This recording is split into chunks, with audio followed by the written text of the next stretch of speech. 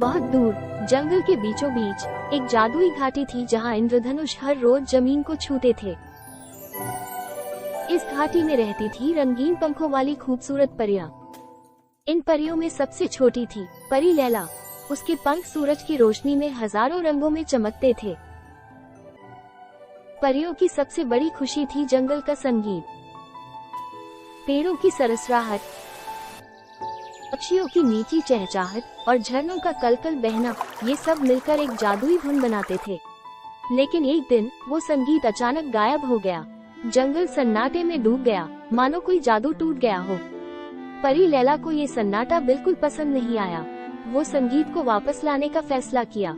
अपने रंगीन पंख फड़फड़ाते हुए वो जंगल की सैर पर निकली। रास्ते में उसने उदास जानवरों और मुरझाए हुए फूलों को देखा। ये सब संगीत के गायब होने का ही असर था। एक बूढ़े पेड़ के नीचे बैठकर लैला ने सोचा, संगीत कहाँ गया होगा। अचानक उसे एक धुआं उठता हुआ दिखाई दिया। वो धुआं एक गुफा से निकल रहा था। अपनी जिज्ञासा से मजबूर होकर लैला धीरे धीरे गुफा के अंदर गई। गुफा के अंदर बैठा था एक दुष्ट जादूगर। उसके सामने रखा था एक खाली पिंजरा।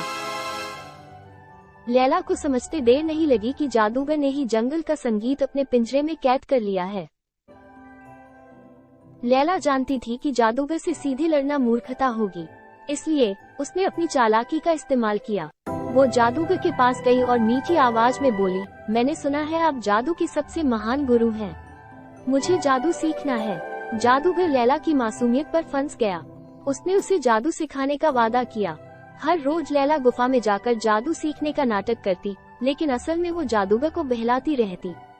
इस बीच उसने गुप्त रूप से पिंजरे का ताला खोलने का तरीका ढूंढ लिया। आखिरकार एक दिन मौका पाकर लैला ने पिंजरे का ताला खोल दिया। कैद हुआ संगीत पिंजरे से बाहर निकला और पूरे जंगल में फैल गया। पेड़ फिर से सरसराने लगे, पक्षी चहचहाने लगे और झरने कलकल बहने लगे। जंगल एक बार फिर से जादुई संगीत से भर गया। जादूगर को धोखा देने का पता चलने पर लैला गुफा से भाग निकली। गुस्से में जादूगर ने उसका पीछा किया, लेकिन लैला अपने रंगीन पंखों की मदद से आसमान में उड़ गई। जादूगर असहाय होकर जंगल में ही रह गया। इस तरह परी लैला ने अपनी चालाकी से जंगल का खोया हुआ संगीत वापस ला लिया।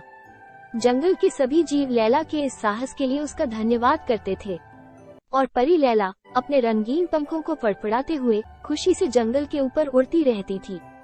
सेन।